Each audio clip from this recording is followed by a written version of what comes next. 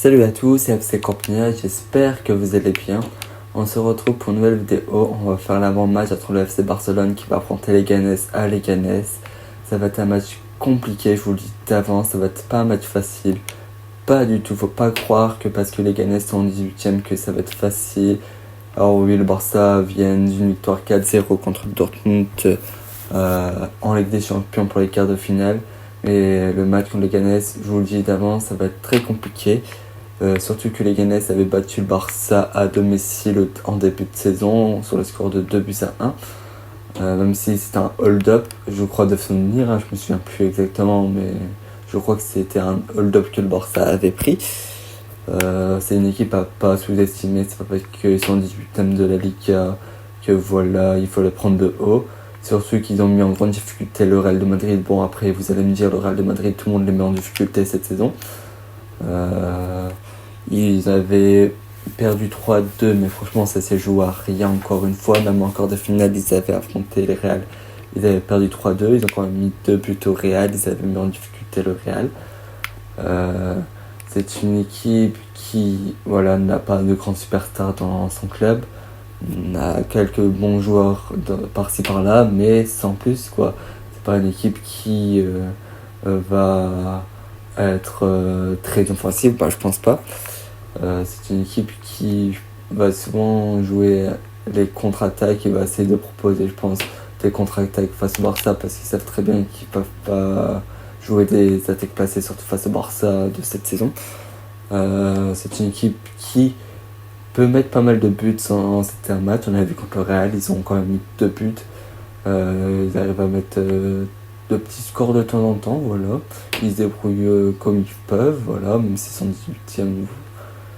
Et ils perdent, mais souvent c'est de 1 but d'écart, c'est-à-dire que voilà, ils proposent quand même pas mal de choses.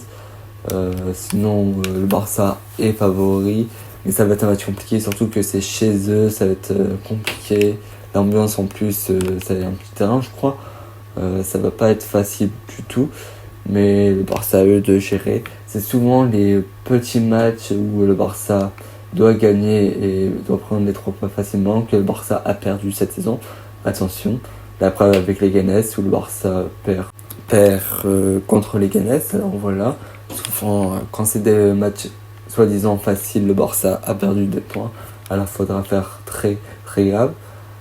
Concernant le Barça, comme je l'ai dit, ils ont gagné en Ligue des Champions contre Dortmund assez tranquillement. Le Barça est sur une bonne dynamique, ils s'enchaînent 23 matchs, 0 défaite en 2025, c'est juste énorme, etc. On va pas revenir sur les exploits. Il y a de grandes chances que le Barça vont se qualifier en demi-finale de Ligue des Champions. Je pense que c'est quasiment fait, mais on sait jamais en Ligue des Champions, tellement c'est imprévisible, et le foot c'est toujours imprévisible. Et bon, normalement, vu l'état de forme de Dortmund, je n'aime pas la chair de Dortmund, honnêtement.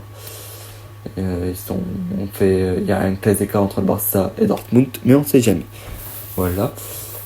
Le Barça doivent gagner parce qu'ils ont la Liga à aller chercher. C'est le genre de match où tu dois gagner.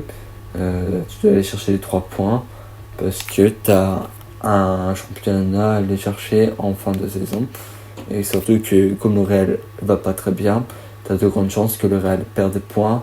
Alors à toi de profiter au maximum, surtout que je sais pas si le Real joue avant ou si le Barça joue avant, mais si le Barça joue avant, tu peux mettre la pression au Real et je pense que ça sera une bonne chose. Voilà. Je vais faire le 11 que je mettrai en place. Pour moi, il faut mettre un peu de rotation parce qu'il faut gérer les matchs. Le Barça a certes très bien joué, mais bon, la Ligue des Champions est plus important. Plus important oui, entre guillemets. Il faut quand même mettre un 11 compétitif. Alors pour moi, le 11 que je mettrai en place, c'est Chesney dans les cages, à droite forte. Il faut faire opposer Koundé, tout simplement parce qu'il y a des matchs beaucoup plus importants que ceux-là. Il y a le match retour contre Dortmund, même si normalement ça devrait très bien se passer, on sait jamais. En charge centrale, je vais mettre Araujo et Pau Cubarsí. Je mets pas Inigo Martinez, tout simplement, il faut le faire reposer lui aussi. Je pense que face à les Canes, c'est le moment de faire un peu de rotation, etc. Parce qu'il y a d'autres matchs plus difficiles en Liga, et si le Barça se qualifie en demi-finale, bah, voilà, il y aura une demi-finale compliquée, soit contre le Bayern, soit contre l'Inter.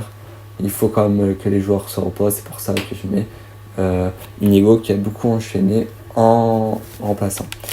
À gauche, je vais mettre Baté. Quand même, il faut faire des rotations, mais pas trop quand même. En double pivot, je vais mettre De Jong et Gavi.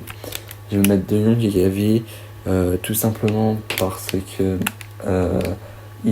c'est là aussi il faut faire reposer Pedri et De Jong. Je pense faire des rotations entre Pedri et De Jong pour match contre Leganés et Dortmund.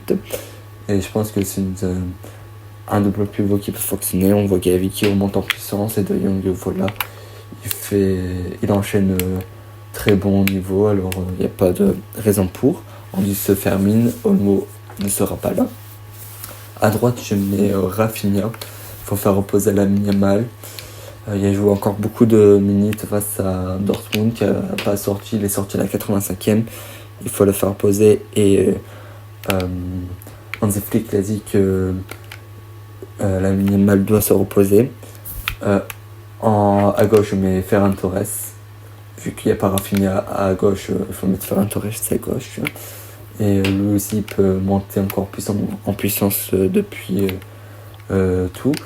Et voilà, je pense pas qu'Ansu Fati sera titulaire face à les Canes. Il est rentré comme ça, mais je pense que si la minimale n'arrivait pas forcé, Ferran Torres ne serait pas rentré. Et voilà, Ferran Torres va encore monter en puissance, etc. Et s'il peut marquer, ça sera très important parce qu'on a besoin de Ferran Torres. Et en 9, Lewandowski. Tout simplement parce que si tu mets Ferran Torres et Rafinha sur les côtés et tu fais remplaçant la minimale, c'est qu'en 9 tu mets Lewandowski, il a marqué un doublé, il est en forme et il peut creuser l'écart face à Kylian Mbappé qui est pas très en forme, voilà. Et c'est le moment de un peu creuser l'écart pour le Pichichi. Merci d'avoir suivi cet beau match. On se retrouvera pour le débrief du match. Sûrement le lendemain du match parce que le match est à 21h. Si la vidéo vous a plu, n'hésitez pas à liker, de commenter, de partager et de vous abonner, ça fait toujours plaisir et on se retrouvera plus tard. Merci, au revoir.